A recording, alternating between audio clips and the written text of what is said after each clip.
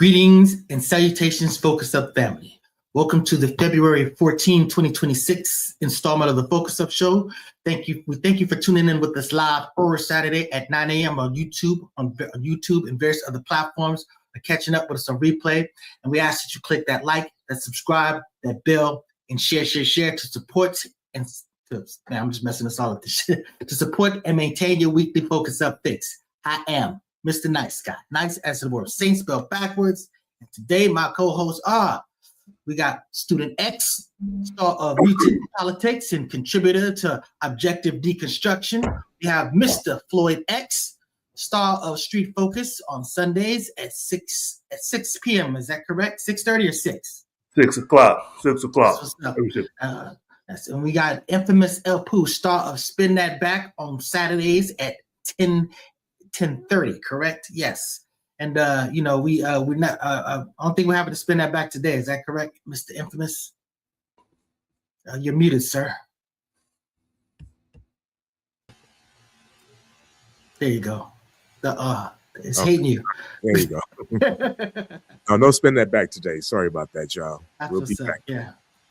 And we're missing a few people today. Mr. Walk, maybe he'll come on in, star of Sex Talk and Walk over Thursday at 9 p.m. and also co-star Street Focus on Sundays at 6.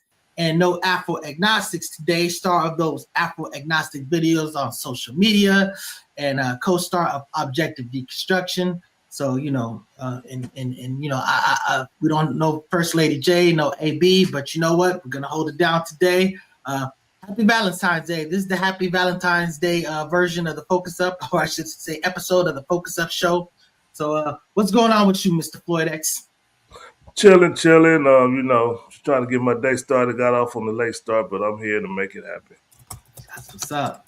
Student X, sir, what's going on with you? Glad to be alive, as they say. Been a real busy week. So, I've been really rapidly catching up on the going-ons. And so, I'm ready to talk about it. That's what's up. Infamous El Pooh, what it do? Yeah, and like I always say, blessed and happy to be here once again. And, don't focus too much on Valentine's Day. It's a real holiday coming up Monday, which is President's Day. Ouch. Well, yes, I actually wasn't going to be on the show, so I apologize. It's a little bit of rough because of Valentine's Day. I told my wife, I was like, I'm giving you the whole day. She's like, what are we going to do before noon? I said, stay less. So here I am, on the Focus Up Show. So wait a minute. You celebrate Valentine's Day. I thought you was playing. No. I put it this way. If it's a day that gives me peace from my wife, yeah, I celebrate. That extent. But go ahead, speak on it. Sounds like you don't. What's going on with you, sir? What's your take on this pagan holiday? No, Lupercalia, was really called, a festivity involving animal sacrifices, ritual purification, pairing men and women's, lotteries and whatnot. This was like I said, I don't. My whole thing is I love everybody, but I don't get into their business and get to celebrate, too hard and what they do, in their situations, I focus on something different. I feel like, it just pays homage to my ancestors, who, weren't, treated very nicely. I always think back, like what if they were looking back at me right now, down on me, however you believe, but they was looking at me and, knowing how that they were dealt with, would they be pleased with me celebrating, their rituals, of their enemies, what I'm saying? So for me, I just, cut it all off, what I'm saying? And my wife and everyone, she had to know this coming in. This is what it is. If this is a problem, hey, what I'm saying? I sprung it up on her way before we got married, what I'm saying? So, but if you discover later in the game, then I can understand it can kind of create, a challenge. So it is what it is. Yeah. So we don't do any of that ritual stuff or any of that stuff. Basically, we're going to go out to eat. We're going to go out to eat. I got her some chocolate. So yeah, but What's your take on what's your deal with the Valentine's Day, Mr. Floyd X? Shout out, what's up, big cuz? Because Valentine's Day, I don't really celebrate it, but I call it Love Day with me and my wife. Call it Love Day. We'll go out to go dinner or something like that, but I try to avoid the saying Valentine's Day and all that. Happy Valentine. I don't do that part, but it used to be a point when I was in the nation, I didn't do it at all. But since that's not where I'm at no more, I'm more laxed on it. But I agree with everything Student X said about it. It's 100, and I still hold fast to most of the teachings. Yeah, for the record, I did it before Nation and everything. This was just me coming out. I'm studying, I'm reading history. At the same time, I decided not to be a pilot. At the Air Force Academy and go down that study. In that program. Then I also was like, man, I'm not celebrating none of these holidays. I took all my jewelry off. On my ears and my neck and everything. I just I switched up. That was just me though. Yeah, before I'm not talking down on anybody. That's just my experience. How I had this time where I was like, really, like, oh man, you can't tell me what to do. So I was destructive, bro. I was doing donuts in the freeway, man. My 71 Monte Carlo, letting stuff off. When I started to become aware, it just hit me differently. And then again, before I even knew nothing about the nation, and so then. Like I said, any woman that was with me, I had to let them know, hey, look, this is me. I understand the problem. I'll make up for it in other ways. You know what I'm saying? And then, Infamous El Poo. You bah humbug too? Oh yeah. Man, that's the Grinch. You and me, man. That's El Poo, the Grinch.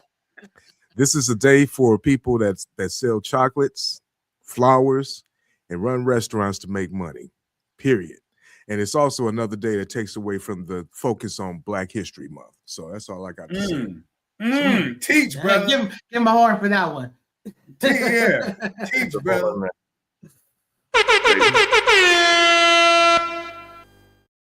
I didn't even think of that, brother. That's I'm gonna have to use that moving forward.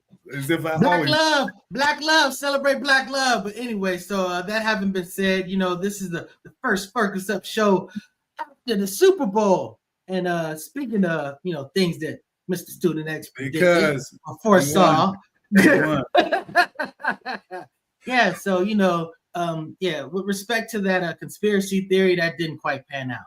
What did pan out was a thumping by the Seahawks, like I pretty much expected, just because of the level of talent and competition, and that's how it played out. So I thought it was a rather uneventful game, but I mean, from appreciating defense, man, Seahawks, they did a job there. You know what I'm saying? So salute to both of the teams. Salute to Mike Vrabel, getting that team, that young team there in the first place. So that's what's up. Go ahead. Here's what I know.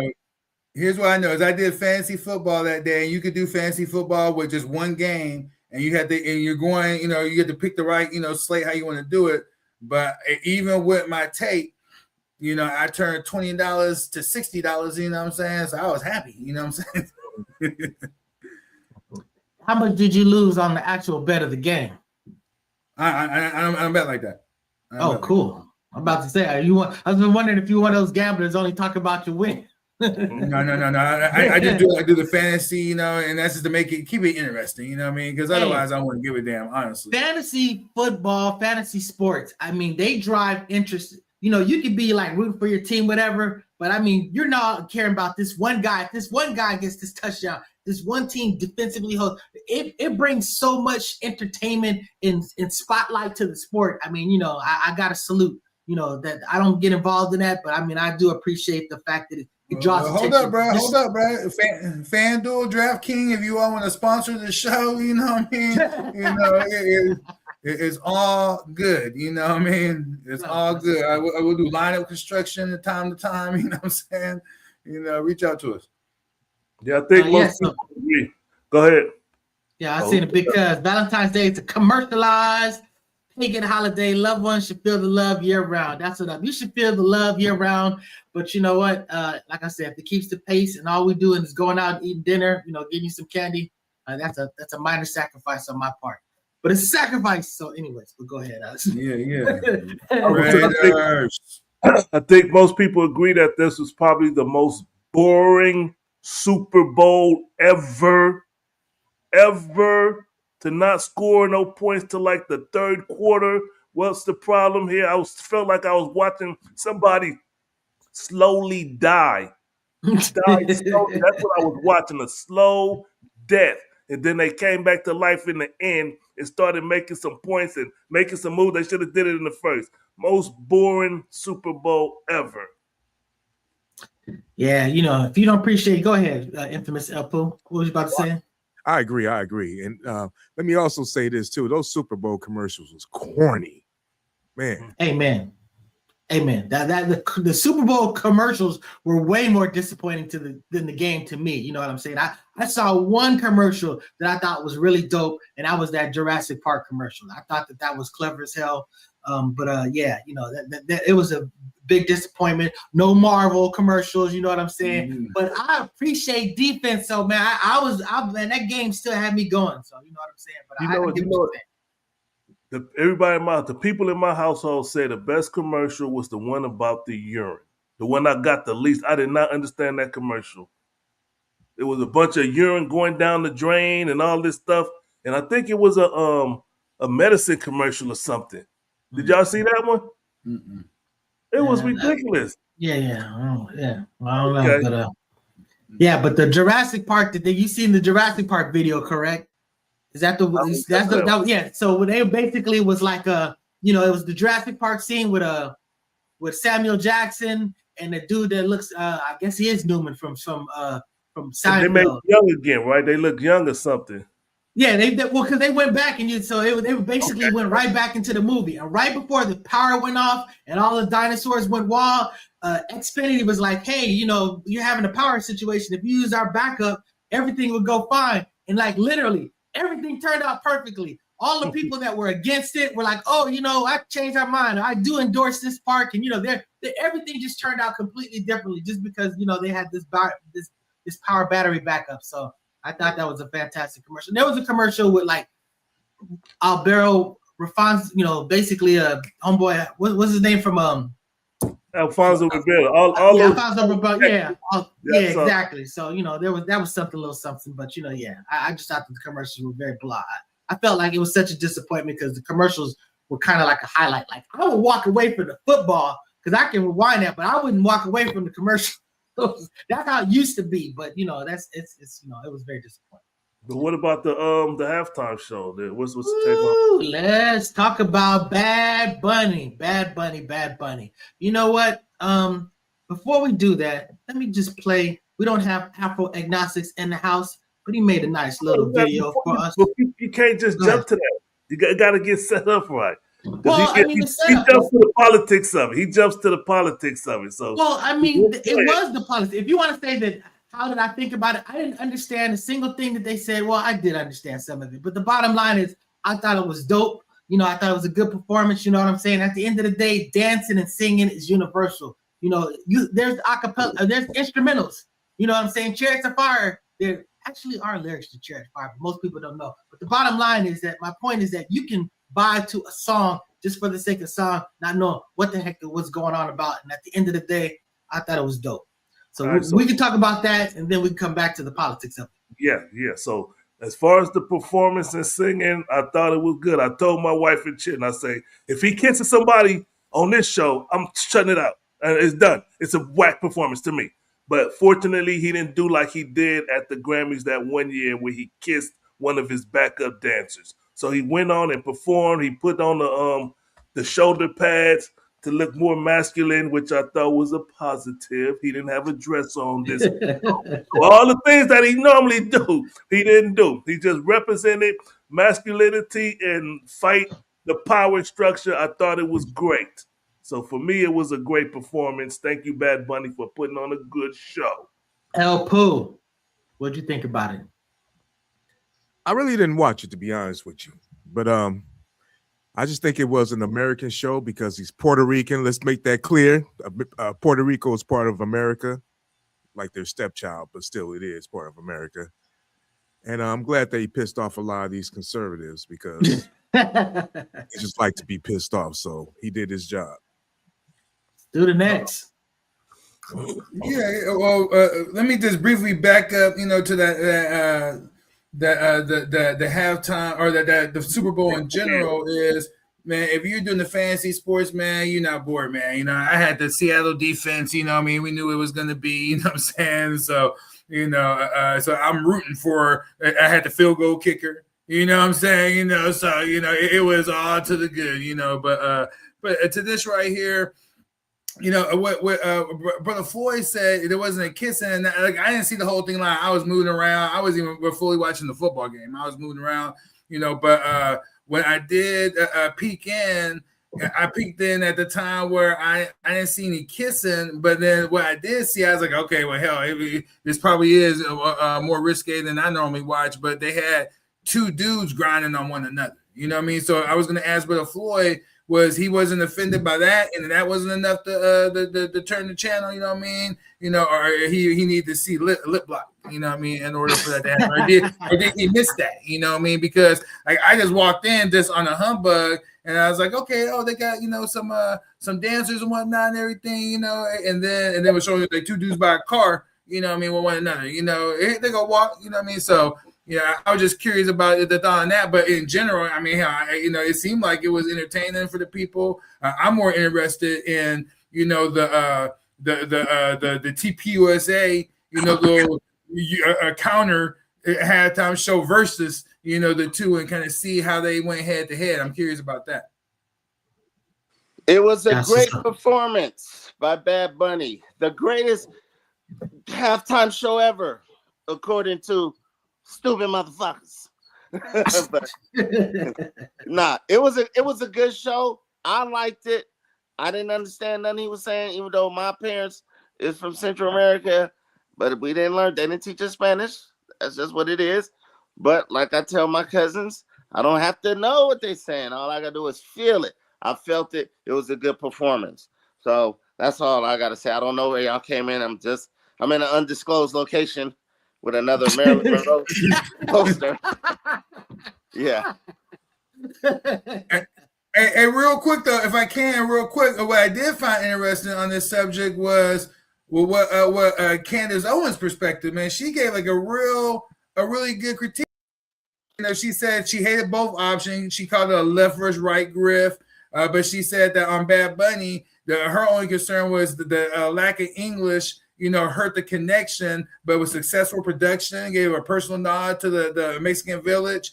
And then she called TPS USA scamming, with fake news and audience, and lost the narrative and diluting themselves in their performance and what they did, so very critical of her conservative right, brethren, if you will, and community. So I thought that was interesting. Hey, like some people have said, that didn't stop people from rocking La Bamba, and people stop from rocking from La Macarena and stuff like that. You know what I'm saying? If your ass was sitting there talking about Mama say, Mama Kusa, none of that stuff is messing with your vibe. At the end of the day, it's a vibe thing. You know what I'm saying? And I do believe that one song was done in English, the female that was singing. But, And the wedding was a real wedding. That wedding scene was real. It was yeah. The preacher was or the priest, wherever it was, he was from Sacramento too, on a side note. And then of course a lot of people, I don't know if anyone brought it up, but he did bring in a Lady Gaga and Ricky Martin, to be part of the show, so I thought that people like that. And he ended with God Bless America, Bad Bunny did, so huge viewership. Hey, I had to tell my chick, she didn't know who Ricky Martin is. I'm like, Ricky Martin is the same age as me. Like, what I'm saying? Remember Menudo? I'm like, he was in that group Menudo, and then he had Living La Vida Loca. I'm like a little girl, like from Ricky Martin. I did not know that Ricky Martin was part of Menudo. I love Menudo growing up. I used to watch Menudo, man. Yeah. Menudo on ABC. Yeah, exactly. So, hey, man, I'm telling you, there's that one cartoon. I remember when I used to watch on PBS, there was like Electric Company, there was a Sesame Street, And there was this one show where it's like da da da da da da da da, and I'm just saying I don't know what the hell they were saying, but you know, they was still rocking to it after a fashion. So you know, it's what it is. But let's here goes Afro Agnostic's not here for the show, but he sent us his take on the Bad Bunny performance. Let's get right on into it.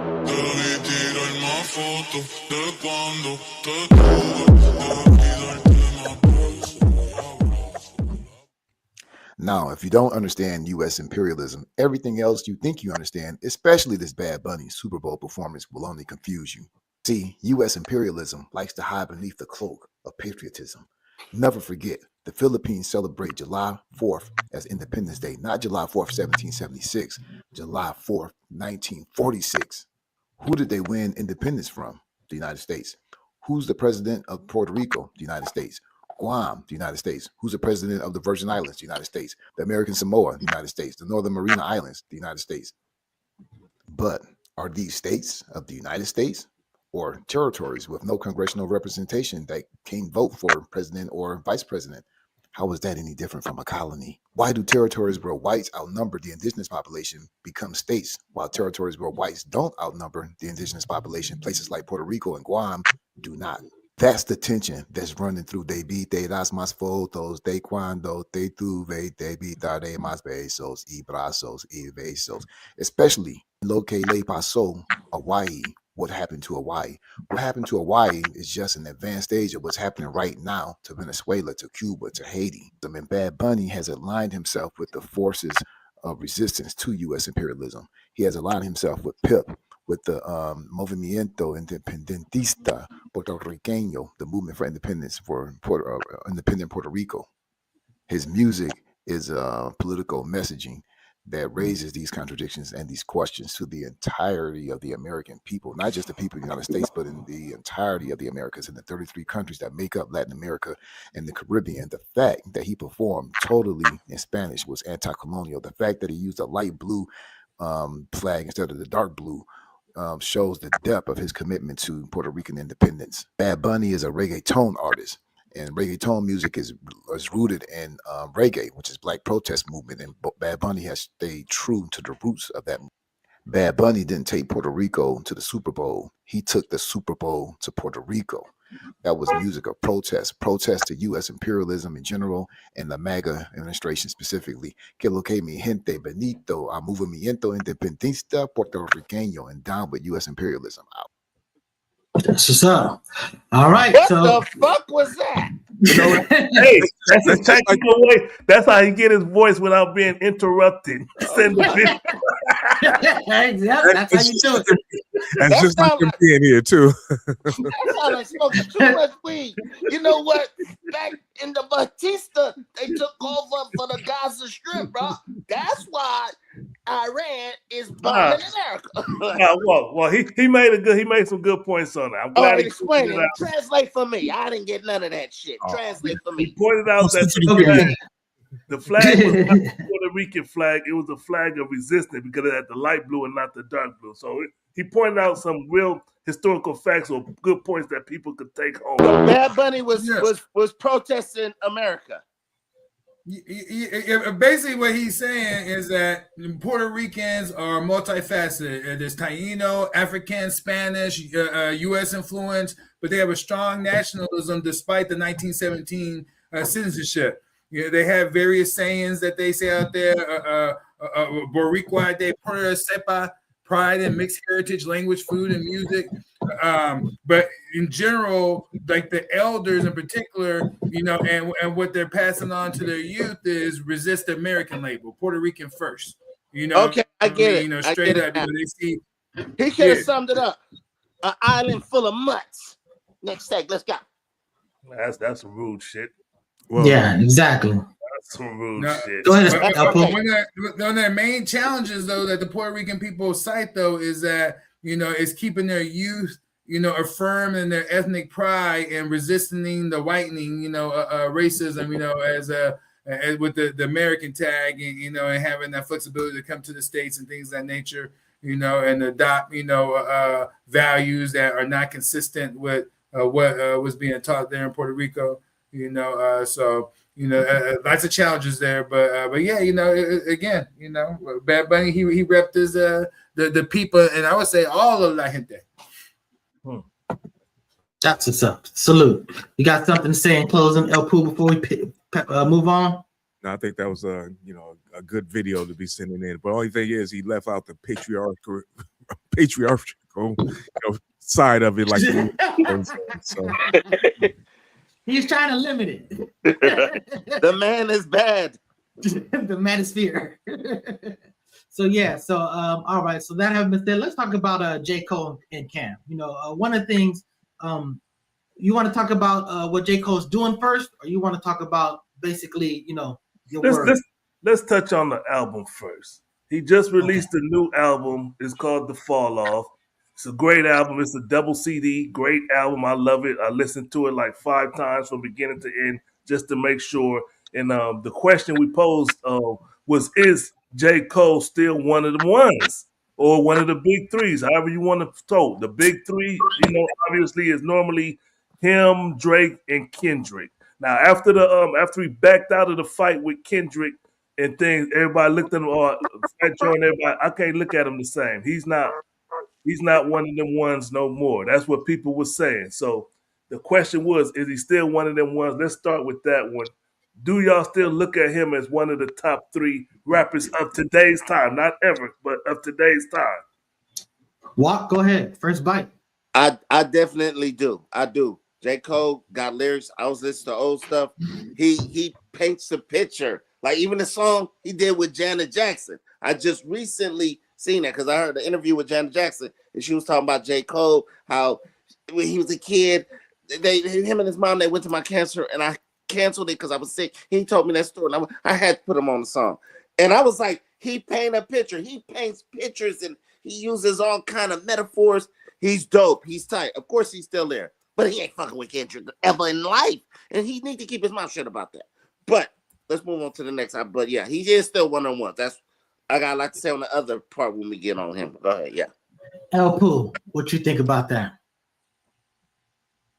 I ain't really been into J. Cole too much, but I know he's actually, loved and respected and everything. I listen to some of his music. He's all right with me. You know what I'm saying? But he got this new album called The Fall Off. I mean, what the hell does that mean? I don't know. I gotta listen to it to really make a judgment of it. But I haven't really been hearing much about J. Cole lately since Kendrick just blew out the atmosphere in the last couple of years. But one thing I like about him is he's really humble. You know what I'm saying? He does his own production and everything. Man's talented, and I just gotta give him his props right there. But is he still one of the ones? I think he is because there ain't really too many of them, too many other people that can actually. Right. It's a bunch of none of them nuns right there. Student X, are you familiar with J. Cole? You got something to say about this one? Yeah, man, North Carolina, man. I used to go real hard in North Carolina, and so, but yeah, elite storyteller, rhyme schemes, as they say, is strong, clean delivery. Kendrick, J. Cole is there. You got to throw in Black Thought. What's that young dude? Is it? A lot of these. I don't listen to. I listen to so much that I don't get hyper focused in just one genre. But there's a dude named Jid or JID or something. Jid, are you familiar with that dude? Yeah. Real strong breath control. Switches flows real good. Real young dude.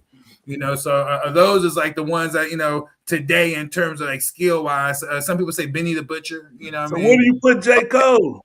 J. Cole. He definitely got to be put in the top 3, right? Top 3. Today, okay. Right today, right now. That's it's still relevant. And doing things. Yeah.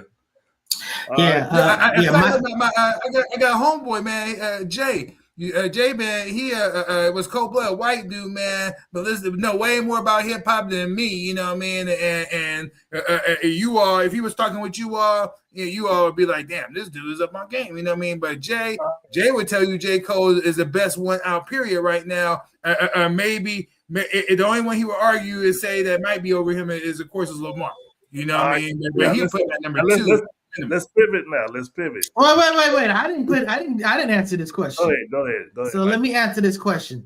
First of all, he's better than the other ones. He's actually the best. He's definitely one of them ones. He's definitely one of the top 3. He's actually the best skilled, actually the best out of them. I agree with Big Daddy Kane. Big Daddy Kane says this, I say this, that he is the best out of those 3. You know what I'm saying? Definitely representing our era. So you know, that's what's up. I need that fade. Yeah. So you know, that's what's up. Yeah, that's that's what's up. So he's that dude. He's that dude. I'm just saying that he's. I mean, J. Cole cold-blooded, man. I mean, he's lyrically superior to Drake and Kendrick Lamar. Lamar is more socially. I thought he was more mature in that whole situation. Exactly. You know, it's a whole nother level. Yeah. You know what I mean? I thought he was the most composed. You know, the most wise. More sophisticated. See, I mean, wait, I got one question. Nice guy. We don't have to take the fade. Are you smoking wet cigarettes? Are you smoking dip cigarettes, buddy? See, I mean, y'all talking about, listen, y'all, I think Nice Guy and Student X is talking about the way he conducted. Big Daddy Kane. We talking about rap. We talking about rap. Gonna step to the front and rap their ass off. I mean, when somebody calls you out, Kendrick called them out, and he said rap, and then he backed down. That's a loss. It went personal. We talking about rap. It went personal. It's one thing to go at someone who MC. It's one thing to go personal. It started going to he fight talking about stuff like that. He switched it to Drake. He didn't go personal. I'm not talking about Drake. I'm not talking about J. Cole. They was talking about fighting and stuff like that. That's when he was like, "Look, now this is getting too much." So no, I'm talking about J. Cole. They were talking about that. I'm saying that's why he pulled out of it. He didn't pull out of it like, "Oh, he said he pulled out. He pulled out because he didn't want to lose his brothers. It was just a rap battle. The same way when he did Control, I'm trying to kill and murder all of you niggas. He wasn't talking about literally murdering nobody. I just want to let y'all know I'm the best. And J. Cole. And he let him know. J. Cole backed down. That's the problem. It went that battle went to a personal hissy fit nastiness. It wasn't about what is he talking about for it wasn't about skills. It wasn't about this wasn't a battle of skills. This wasn't a battle of skills. It really got personal. You are totally wrong on this, Nice Guy. I have no clue what you're talking about. This was all lyrical, bar for bar, where he went at with Drake because Drake got personal and stuff. But he didn't even get on J. Cole's ass because J. Cole already jumped out the window and said, "I surrender." What are you talking about? Go back and play the lyrics. Go back and play the lyrics. Go listen to what was actually said, and actually go pull up the articles when you first pulled off about it. Again, it's one thing about going at a person on the MC level. It's another thing about going on basically below the belt. So I'm just saying, some people don't support that type of stuff. It's not okay to be in a rap battle talking about somebody's dead grandmama. If that's something that you rock with, that's fine. That's not something to me. That's not MCing. That's just that's going off the level.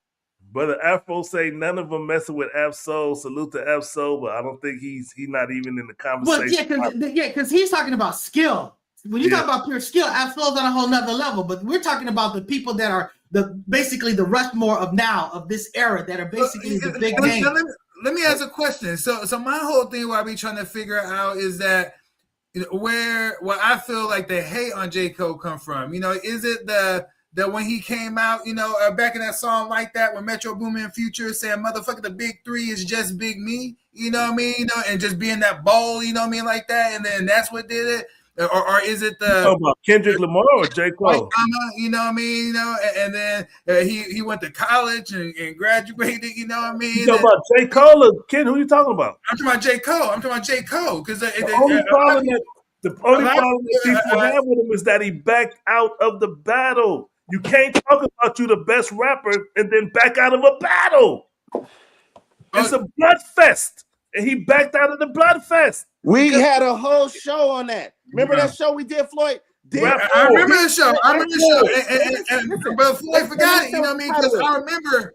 Did J. Cole dodge a bullet?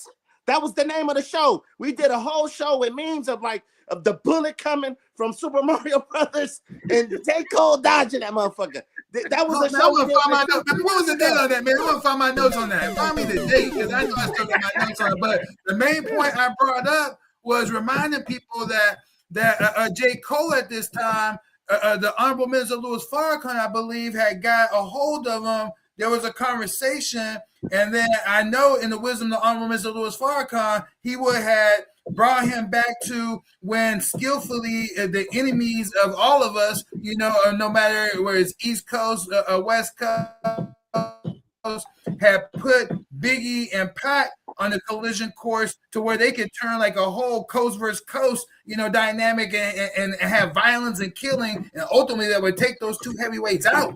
And so he was being shown the wisdom of what ultimately was being set up was for these brothers to be harmed potentially. And so I think J. Cole submitted to that type of guidance. It was like, what, there could be a hidden hand here, and I need to stand down. So that's why I say he could do more. I just pulled up an article. With his own words.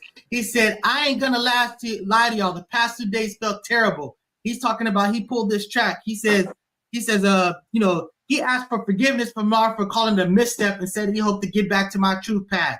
He said that I felt conflicted. He said, I know how I feel about my peers, and I've been blessed to stand beside them. But then he literally says, he tried to keep the tone of his verse friendly, but the end result didn't fit right with his spirit. He went at him. His own lyrics, he was like, this went to a nasty place. That's why he pulled back. It wasn't an issue of like, oh, go ahead.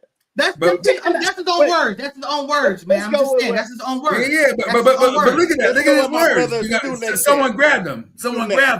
Talk to him. Get him guidance. In this conversation. Hey. we know what happened. That's what said he pulled out, not out because of the white boy in him. Yeah, that's what I was telling you. Because they be like hate on J. Cole and slant. And I be feeling like if you know the history, then they're like, man, okay, man, this brother right here, his mama's white,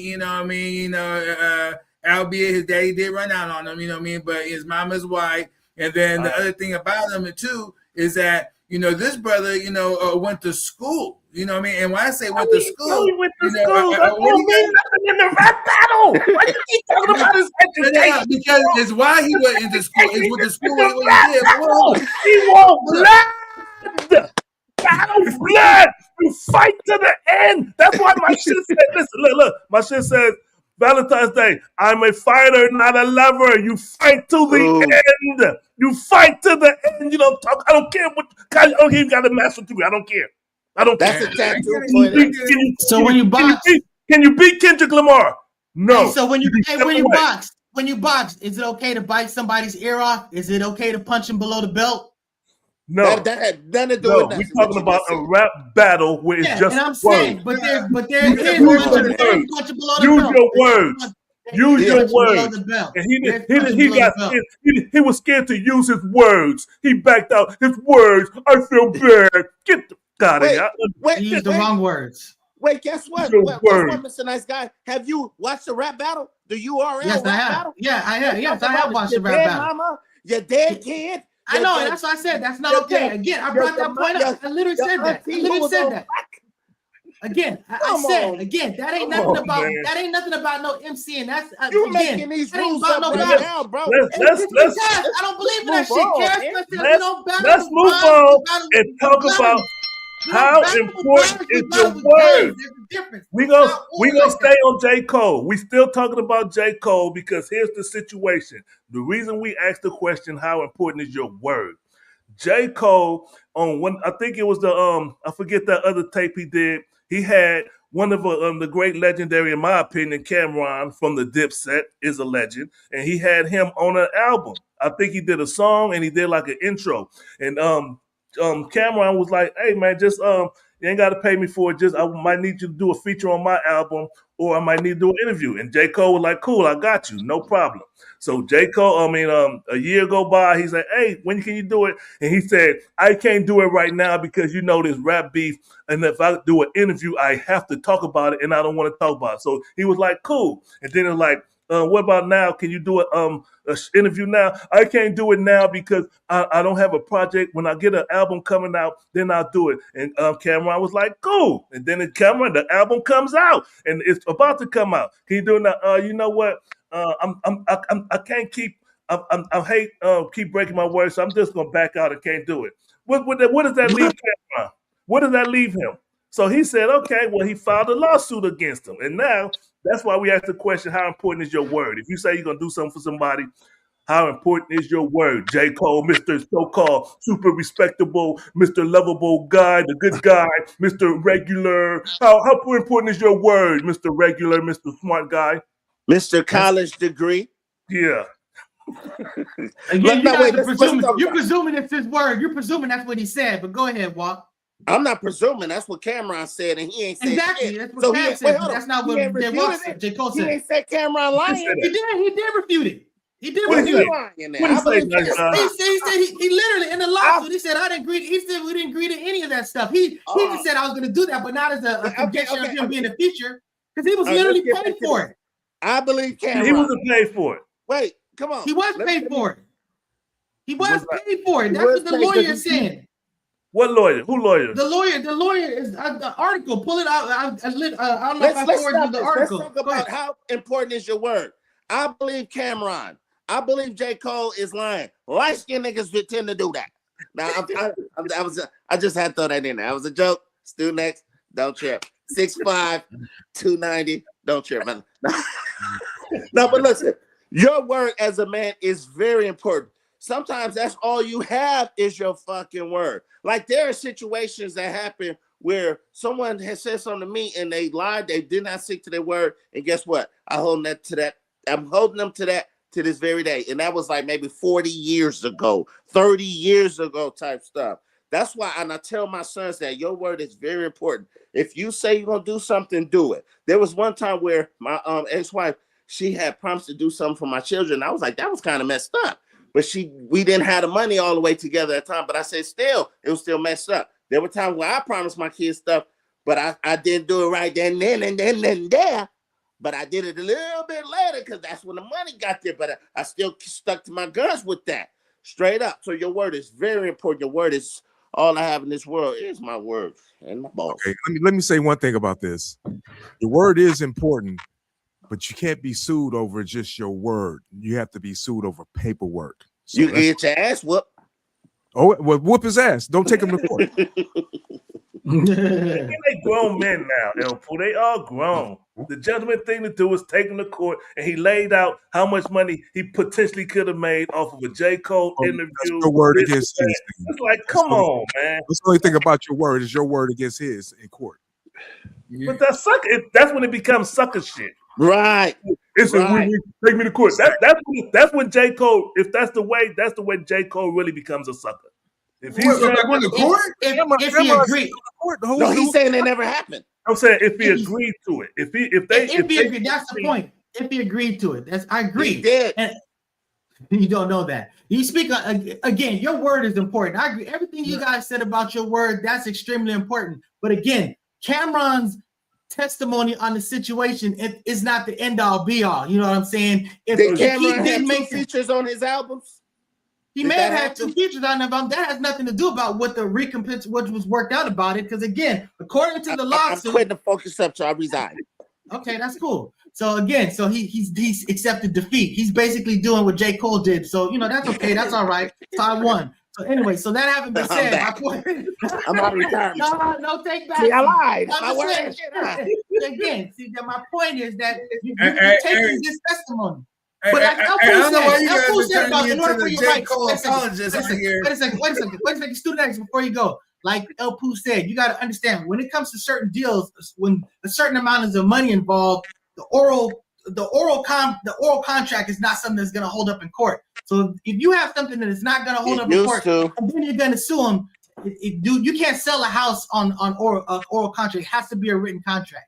So I'm just saying, in order to enforce it. I mean, first of all, on that point, that's not true because when you're dealing with an employer, for example, there are things that you could get hired and you get, things it could be a basic contract, but there could be some verbal assurances made by your employer that's not actually indeed in your employment contract that becomes word, and admissible in court and something that you can't hold employers accountable for, even though it wasn't, technically written down, but and going back to what we're talking about right now, is that, of course, one's word is important, but like anytime we're giving our word, especially when we're dealing with business, is that we have to then take our word and then it becomes documented on paper, and then ultimately that's what we're agreeing to, you know what I mean, is once it's actually documented. And the last thing I wanted to address was in regards to, again, J. Cole, man, is that, look, man, J. Cole, again, very strategic and wise, he saw when that battle intensified. Real quick, when that battle intensified, with these allegations and these real personal situations started coming up and whatnot, he was like, an early exit shielded him from reputation risk, association with these aliens, being dragged into a he protected him. Don't even bother, Floyd. He was wise for that, and this album is probably going to do really, really, really well. The album is great. Let's jump to commercials. Then we're gonna come back with the next topics. More heat, Focus.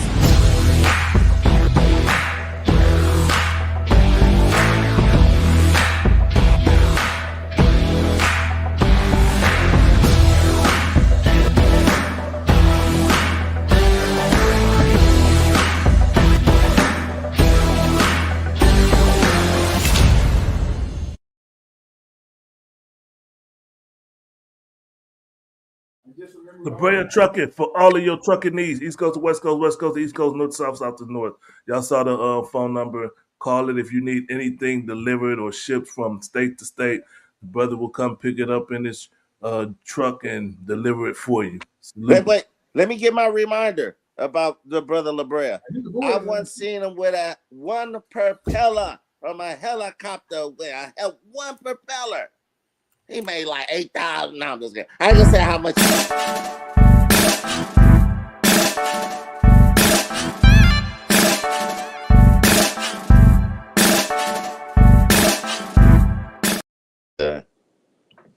That's gobealive.org. Go get you some of that black honey. If you want it in person, go to the Petty Vice in Venice or to the Afro City Marketplace at the Crenshaw Mall. Salute, Sister Nidra. Focus Up Network, salute, membership, salute. Appreciate you. Brother Cam. Yes, the other Cam. Their words is good. The other Cam. So I want to read this for you. Under the legal doctrine known as the statute of frauds. Listen. Under the legal doctrine known as the statute of frauds, certain contracts must be in writing and signed to be legally enforceable.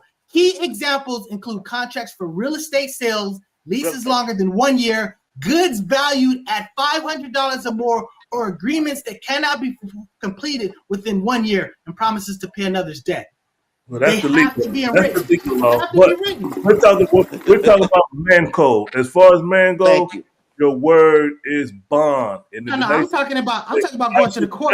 Before I let my word pass. He just said that. Wait, listen, nice guy for once in your life. Listen what Floyd was saying. Did you hear him? I agreed with all of you. You didn't listen. You didn't listen to anything. Bond. Hey, Mr. Floyd X, I agreed with all of you guys about your word. Did you hear me say that before the segment? I'm talking about if you sue somebody, it's not an enforceable contract. See, that's white folks shit that they start doing that under stuff back with the Indians. That's how that stuff all started. That's how that all started. Show your flag. That's why people stuff. People word used to mean something. People word used to mean something. If I say I'm gonna give you this flower, I'm not talking about it. Don't mean nothing. I didn't say it didn't mean anything. Your word means everything. Don't mean nothing. What do you mean? I agree with you. I said your word means everything. I keep saying that. I agree with you, Walt. I'm just saying it's not a. It comes from the Bible, though. It comes from the Bible. That's the root. We got it. We're moving on. Let's jump on this light skin shit. All right. Let's jump to the Corey Holcomb. Let's jump. This is the show. This is the show cover. Now let me put a preface out here first. Then we go. Corey Holcomb. I want to make it clear. I know the show title is Certified Fart N-Word. We tried to. I wanted to mix the two. That's another story, and I don't personally consider him a fart N-word. And we just got knocked off of Twitch because we used the word. So we're not on Twitch right now. Shit. Yeah, so we did. I wouldn't be surprised to get taken off of YouTube, but it is what it is. But listen, Corey Holcomb versus the media. I watch his show religiously every Tuesday at 8:30 p.m. I watch it. It's a great show to me, but he's taking a lot of heat right now. People are compiling his words, things that when I watch it in real time, I took him as jokes. I still think it's joke. It could be out of context, but it's hard to defend. It's hard to defend, Corey. It's hard to defend. So I just sit back and let people take their shots at you, brother. But it's hard to defend when you're talking about calling a 6-year-old girl a whore and things of that nature. You can't defend it, man. You can't defend it. Anybody want to go speak about the Corey Holcomb situation? Corey Holcomb trash. I've been saying this for the last 5 years. How long we been doing this show? 7, 6 years, something like that. Focus Up show. The brother is one of them brothers. I have a very keen eye for a bitch nigga. He's a bitch nigga. And since that Zoe Williams incident, I didn't like how they did Ari Spears. That was some sucker shit.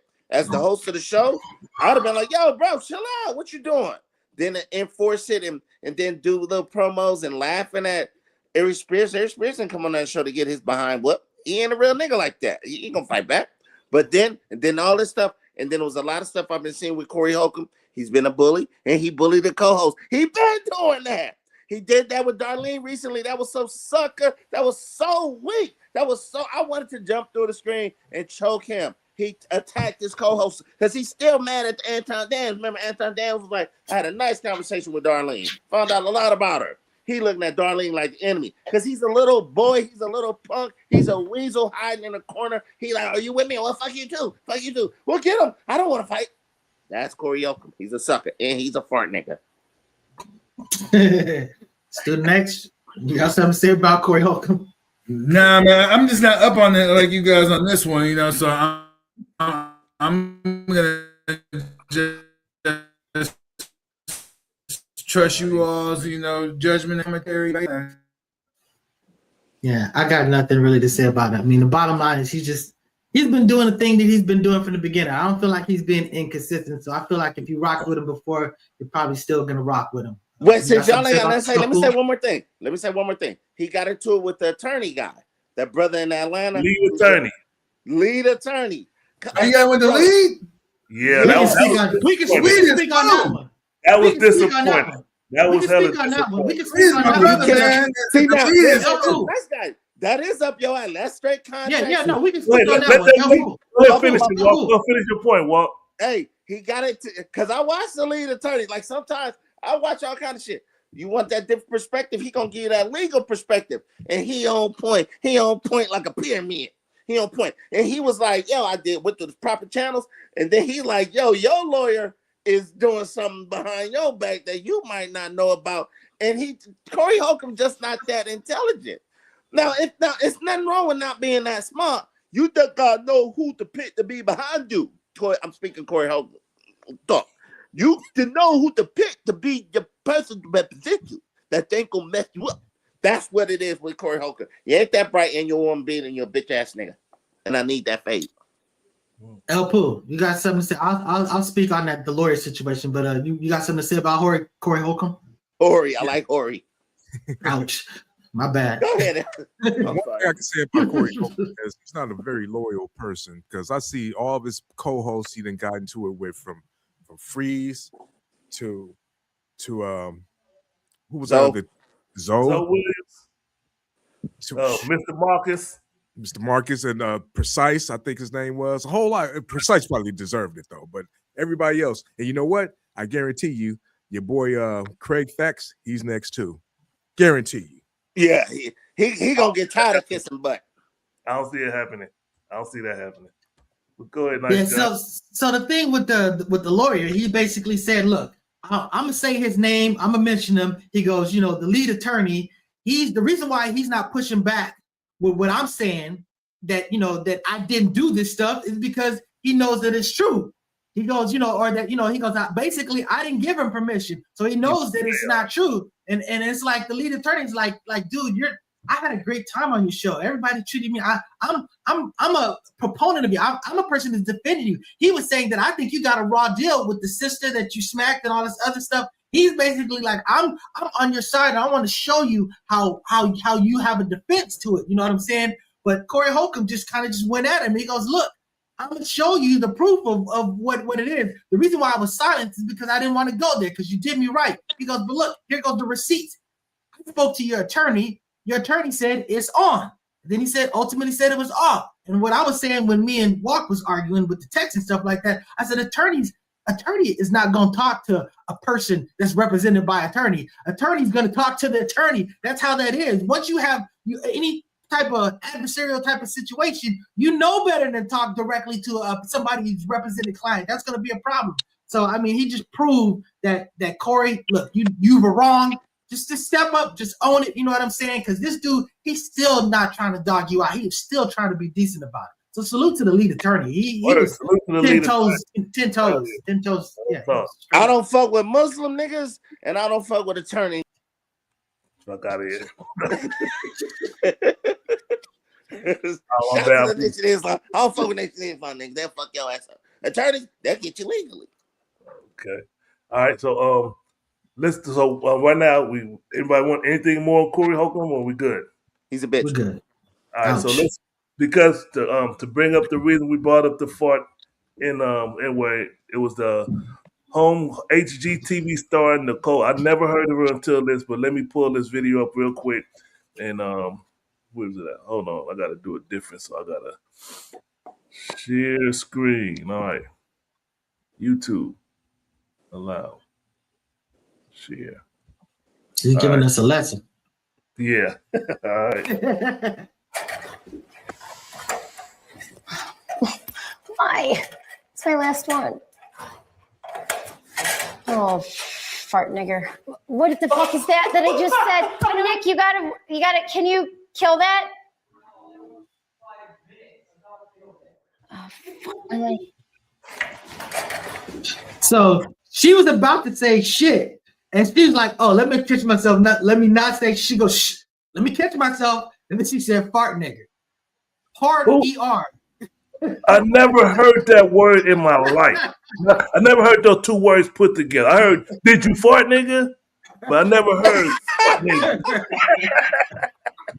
Never heard it. And it was disgusting because that's just in her vocabulary. Nobody looking. She probably uses that all the time. And just like it did, somebody in the back on it, the white friends probably just laugh. They, oh, fart nigga. God damn it, fart nigga. Come on. You know what?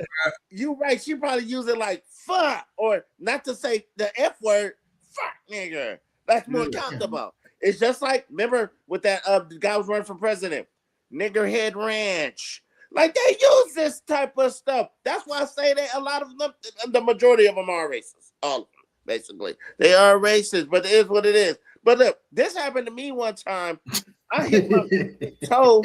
One time, I was walking in my house. It was dark, and I hit my toe on the side of the couch, and I said, holy hunky legs.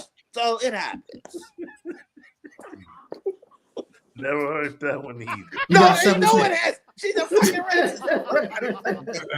But I get it. You know, because I've been around white folks and whatnot. So what it is that's a compound word, right? You know what I'm saying? Two things that you do not appreciate it. You know, you're gonna combine them together. You don't like the fart smells. You know what I mean? You don't like niggas. You know what I'm saying? So fart nigga it gives emphasis. You know what I'm saying? You know, on the situation, but that was not her first rodeo. You know, clearly, because that was in her, you know, her subconscious. You know, it was just there, and it just came out. You know, just man. But then also told on her production crew, everyone else she's around. You know what I mean? You know, but you saw they froze up. They was like, man, we're not gonna even acknowledge. You know, we can do with this right here. It must have been too late. Because it was it live or something? It was live. It was a live. Yep. It had to be. It had to be. She caught herself. She was about to say shit. And she caught herself. She goes, fart nigga. Mm-hmm. It's just like, whoa, you know what I'm saying? So, you know, El Poo, what you got to say about this, bro? She might be German. I think she was trying to say Fargenugen or something like that. But this is another example of white people being white people. You don't have to apologize for being white any longer. So I can't give it no further. Oh, good point, El Poo. just is Good what it point. You need to be on her her Yeah, team. good fucking point. Hey, Yeah. no. It was cold blooded. If she get fired, is she gonna raise millions? You know what I mean? Just for people, Yep. just you know what I mean? It's wow. Okay. It's an interesting phenomenon, and this just bring I'm just gonna briefly bring it up. Is I wouldn't mind exploring white people and how they move and think and act. You know what I mean? In general, obviously, you know what I mean. Being facetiously, it's not everyone, but just different situations. And look into it a little deeper. You know what I mean? Because sometimes, man, it's some funny shit. You know what I mean? That's what this was right here. But to a degree, but it's like a wake up call too. You know what I mean? It's just that look, man. You could be around some people, but you don't know what they like in their personal lives, and so they don't have a lot of people that look like you, around. You know what I mean? You could assume that things like that take place. Well, it's gonna be a big word now. It's gonna be used a whole bunch now. It's gonna be the new demur. Sure. You know what We're I'm saying? using it. So, We're using it. So I'm just saying. Hey, I like what El Pooh said. Far from Nugent. Yeah. All right, we're focus up overtime right now. Focus up OT. So let's anybody sticking around for the about Stick around for a little bit. Y'all want to talk about the Epstein files real quick? Yep, the Epstein and Pamdemonium. That was the show. I can't find it up here. Oh, here we go. Wait. Well, shout out to it's Valentine's Yeah, Day. I got a few minutes. I got to run to the airport, but I got a few minutes just to chop it up for sure. Pamdemonium. We already covered the Valentine's, Mr. Wait. Walton. Oh, we It's like- did. Well, I hear where my lady say hi. Hey, what's happening there? Thank you for taming him. Thank you for fixing him. For sure. All Yeah. right. Hey, we All right, both happy like holiday. the Marilyn Monroe, nigga. All right. You see it.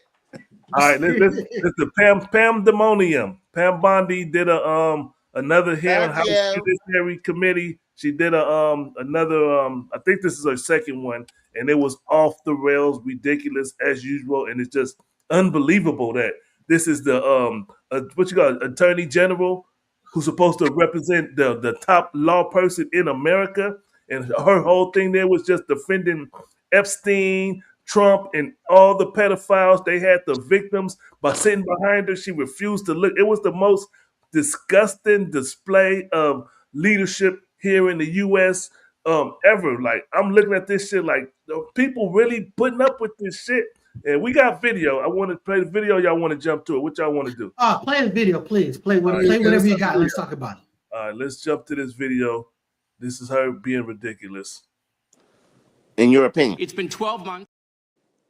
I am reclaiming my time, and when I reclaim my time, Mr. Chairman, the gentlelady has reclaimed her time. I'm not going to get in the gutter for her theatrics. This is your committee, and she is embarrassing Shame you. on you. This wasn't a trick question. You don't get to Madam Attorney reclaim General. your time. Madam Attorney General, because I don't like it. Mr. Chairman, I don't will you explain to the witness that he does reclaim his time? Because I don't answer a question to your satisfaction.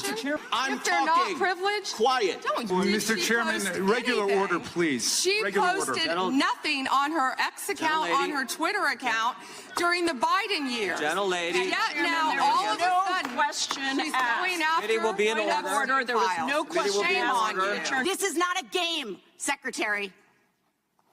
I'm Attorney General. My apologies, I couldn't tell. Disqualified. I agree. Now she had notes like cheat sheets on everybody that was questioning her, and then this is another very tricky part that they did. 2 days before the hearing, they allowed all the senators who was going to be questioning her to come to the I don't know where they went to, but they was access to all the records, all the FC. They had access, right? So the senators, mostly Democrats, they all went in there and they was looking up stuff. They took a record of what they looked up so they could use it against them at the Senate committee hearing.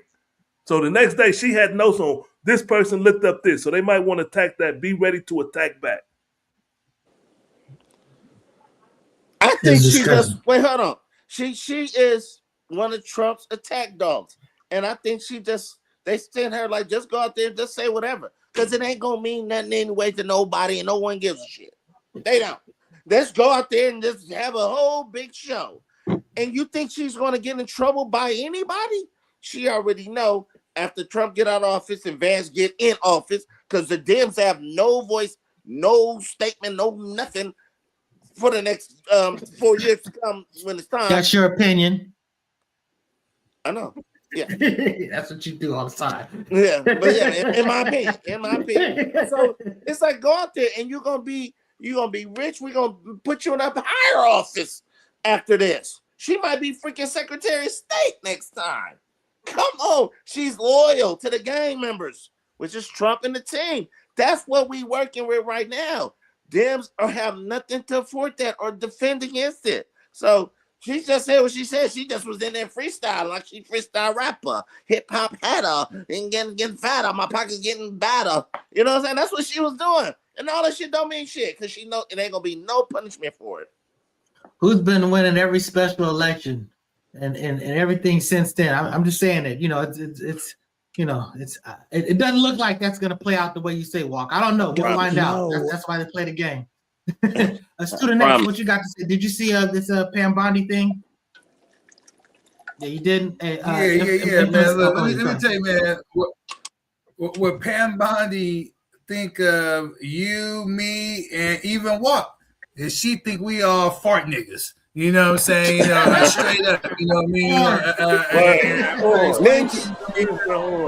Listen, like the thing about her. Keep going, man. Keep going. You know, this is the thing is that the American people in general, even many conservatives, are fed up. You know, right now. You know, because you know what they saw is again. You know, this thing with Jeffrey Epstein and this fallout that the Trump administration is dealing with. You know, I don't think they're appreciating it enough. You know, to date. You know, now they're trying to blame it all on radical leftist lunatics and all this other type of stuff. Nah, you know, that Epstein thing, you have people from both sides of the aisle, you know, and the base, you know, there is no MAGA.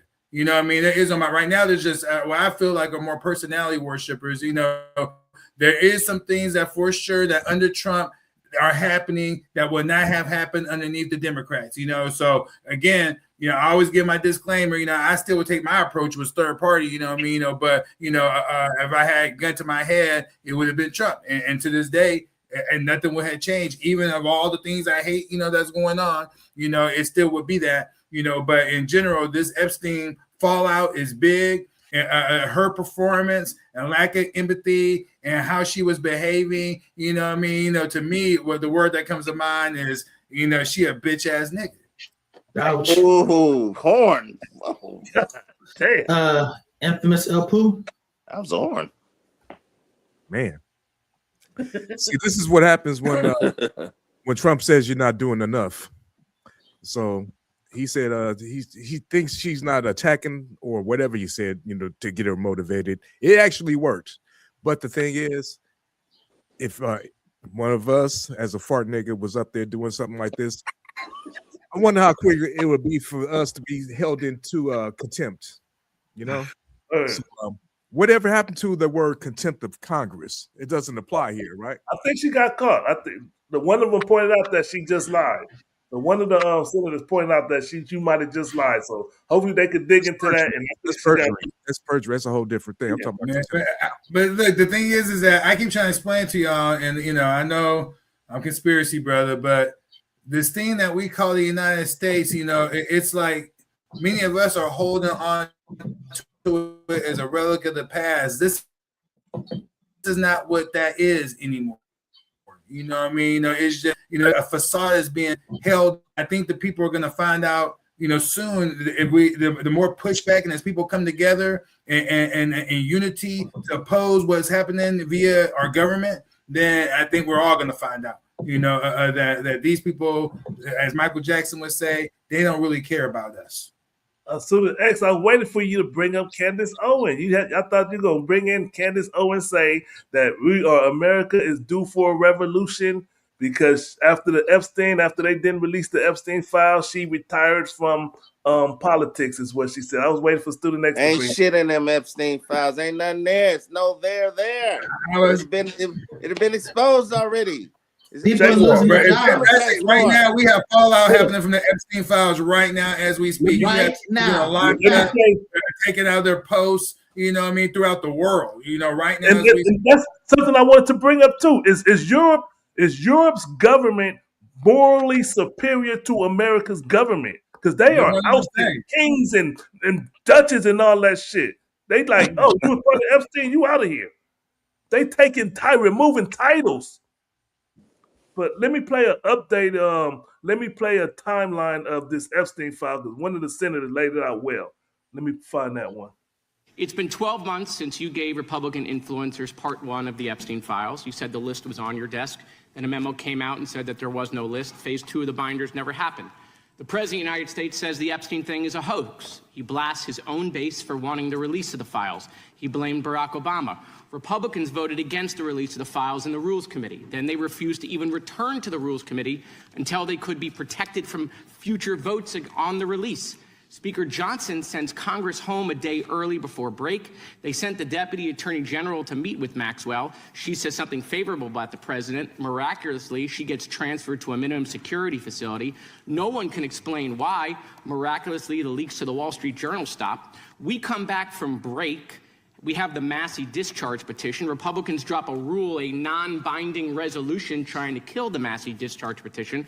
The White House says passing the Massey discharge petition is a hostile act. Trying to stop the necessary 218 signatures, according to Republican members that signed it, the White House brought them into the Situation Room, you know, the place where the president goes for time of war, promising things like appropriations or maybe even to primary them. People in the room say you were there. It didn't work. We get the 218 signatures. We eventually passed the Massey petition. You guys didn't release the files. You were forced by Congress, every member of the House except one, and the entire Senate. The reason the president signed it is because it was a veto-proof majority. We can't agree on anything, and yet the entire House but one member and the whole Senate forced the administration to release the files. Blah, blah, blah. So now it's released, now what? Look, meanwhile, what he did say was Ghislaine Maxwell dragged before Congress, pleads the fifth, begs for clemency, deny, you know what I mean? Chappelle Roan, the tele agency with the CEO. I mean, man, it's so Larry Summers resigned from OpenAI board. They call it Brad Hart, oh, but there's nothing to see here? Bro, there's so much to see here, bro. The people in general, they want these public officials that rule over them, that are in, that act like this, and they want them out. They want them out. Ghislaine Maxwell says 29 Epstein associates cut secret DOJ deals. Turns out there is a list. 6 names readily available if you unredact them. Co-conspirators named, but we got them when you unredact them. Maxwell recently tells a House Oversight Committee that she wants clemency to release more names. Kash Patel under oath said Trump's name appears less than 100 times in the files. We now know that's not true. Trump's name appears more times in the Epstein files than God's name appears in the book about God. Okay, by the way, this is the Trump Bible. Move over, King James. Let's go. Let's start arresting. And meantime, Representative Thomas Massey, leads this investigation. Let's get to the get. Say again? I'm sorry. Let's get to the get. Let's get to arresting people who F with children and all that. Everybody, no matter whether you're a Democrat or Republican, if you the Democrats are saying, let's start convicting people. Y'all been talking about it for years. He been dead for like 4-6 years. Meanwhile, certain reports are showing him potentially in Israel through facial recognition technology, wearing a beard. People are saying that he's alive and well, like we've been saying for a while. You know, look, you know, these conspiracies, you know, are coming, are real, you know, these days. Right now, in the meantime, Representative Massey, he posts online on Twitter saying essentially, I'm not going to kill myself. You know what I'm saying? You know, and there's nothing on my property that will allow me to I shoot straight. You know what I mean? The whole 9 yards. Look, man, these Massey things, this Epstein files, there is so much going on. There's so much more that is going to get revealed to the American people. It means, meanwhile, Trump is attacking Massey, the Zionists are attacking Massey. You know what I mean? But we understand what the hell's going on. This thing is getting exposed, and it would never have happened underneath a Democrat.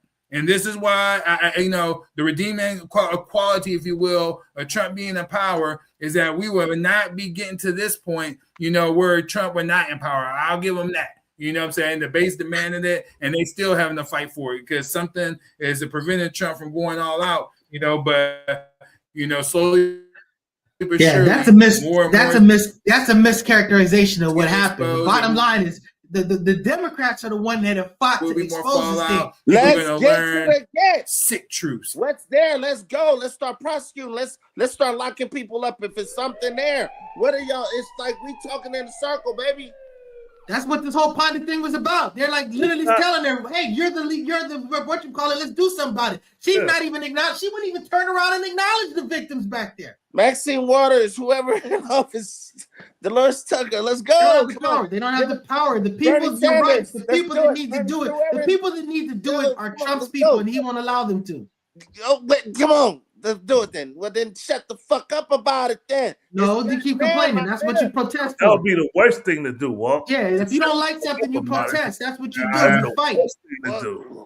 Okay, let's do something. Look, we have a conservative. We have a conservative representative, who's telling us that the DOJ's process is a total failure and pointing to the unredacted survivor names, right? They unredacted the survivor names, like literally the worst thing you could do to a survivor, but you're going to go and protect, and redact the names of all these, these other individuals, the Johns, the perpetrators, the criminals. You see what I'm saying? And then you have Bondi and this Trump administration, running interference. But the thing is with Trump, is that, like I said, to me, who knows what's going on, but it's just that everything he's doing is so-called backfiring from his position. It feels like is on purpose. You know what I mean? So Trump could be playing that 4 or 5D chess that people be talking about. I don't know. But what I do know is that this was not happening underneath Democrats, and it slowly but surely is happening underneath,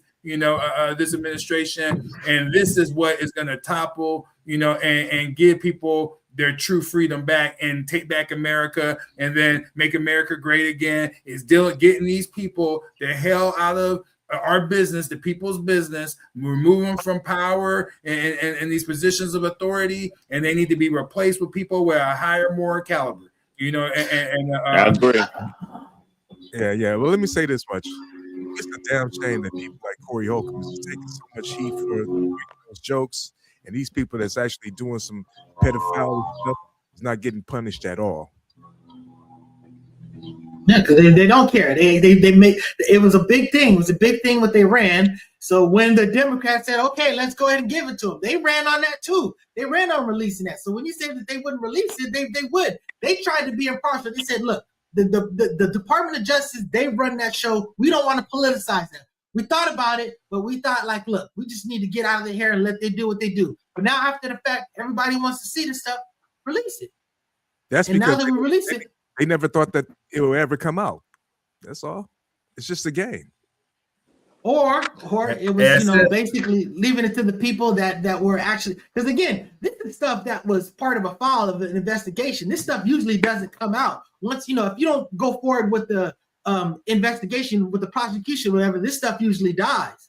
So you know what I'm saying? Let me ask. I'm sorry. Go ahead. No, go ahead. Yo, nice guy.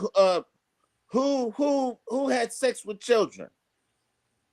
Is that redacted or what's up? Who do you know or what? Who? We know who's accused. They talk about who it. They had in there. sex with a kid. I'm talking about who went to jail. Who went to jail for it? Who went to jail for it? Wait, hold on. I'm talking about people that's not in jail. Who had sex with a child? Because somebody redacted. What did they redact? What they redacting? Is it like, I fucked the kid? What's going on? What's there that we don't know? What's not there that we don't know? You know why we don't know? This is the reason why we don't know. Nigga, who did the redacting?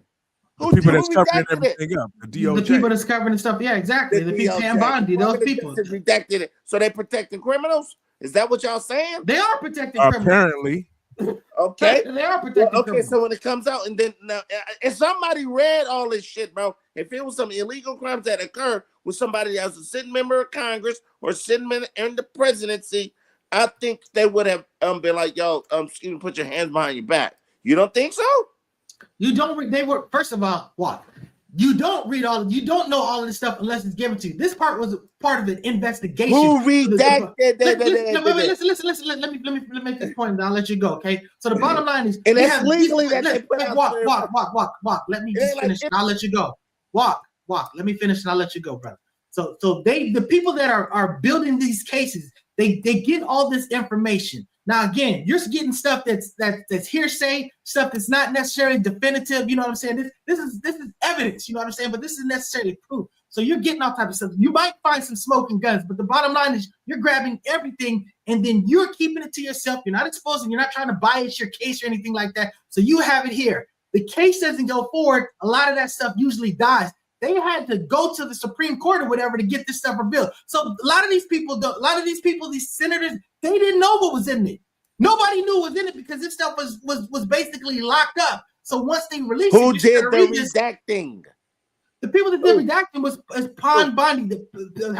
Trump's administration is the people that did the redacting after. No, it is. That's what they do. In order to release it out there, they're like, well, look.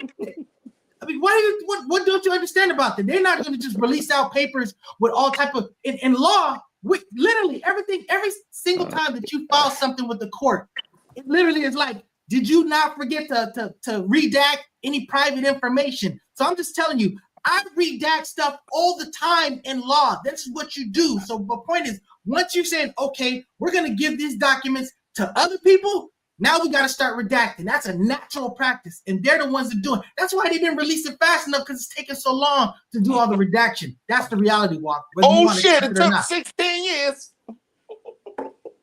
They didn't get it 16 years ago. They got it just now. Let's move on. I mean, I say about this real quick, guys, and then I'm about the smash out. Is that I brought it up last week, but I'm gonna bring it up again this week. Is President Putin? He says the vampire ball is in, and these Epstein files, and that will you have more understanding of that as more facts come out and be removed from conspiracy theory, to conspiracy fact, and then you'll see exactly what's popping, Is that a prediction, Mr. Stu Next? Oh, absolutely. Can I make a prediction? Yes, sir. We could test our theories. We're going to hear about President Putin sleep, or something's going to happen to him to where maybe he get his slit in the middle of the night or something. But Putin about to be out of there. He about to be assassinated.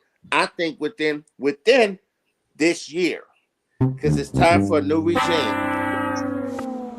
That move that Trump made with the oil in Venezuela, that's about to cripple everything he got with this war with the Ukraine. It's about to cripple all that shit, bro. So let me ask you a question real quick before I leave. Now, is there like a financial value that you attach to that statement? Because you said that at the end of the year, okay, what kind of value? Are there odds you want? Let me quantify it for me. I want to see how much you believe in it. $100 American. $20 American. Okay, yeah, you ain't that confident. Okay, $20 American, my brother. Is that what you said? I said 100. He said 100. Oh, 100. Oh, bro. I mean, yeah, I'll take that bet all day. All right. So for the record, this is a word is bond thing, right? You know what I mean? We got it on the record here. Get out of here. You know what I mean? So my understanding is that by year's end, if January 1st, 2000, February 14th is still February 14th. So February 14th. If Putin makes it to February 15th. Okay. If Putin makes it to February 15th next year, you owe Student X $100. Is that what the bet is? Did we go 100? Yeah, it's 100. Yeah, I didn't catch the number you had said. He catch the number, but he agreed to 100. Nice guy. I think he said he said 100. We clarified to him that it's 100. He said, 20. 100, I'll take that. He said 20, but did not clarify that it was 100. I think he said $10. Honestly, you can say $1 million, because I'm telling you right now, there's no way in hell that wait, Putin is going to be dead next year this time. You know what I mean? I can tell you that right now. Wait, what's the bet? $6?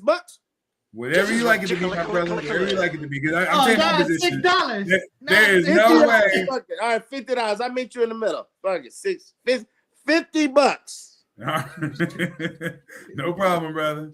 $50 that Putin will either be unalived, killed, or he gonna somehow find his way to a deserted island. So you're saying that he has to be assassinated or removed from kicked power. out of Russia. Yeah, Removed from power. You're saying removed from power. power, either dead or alive.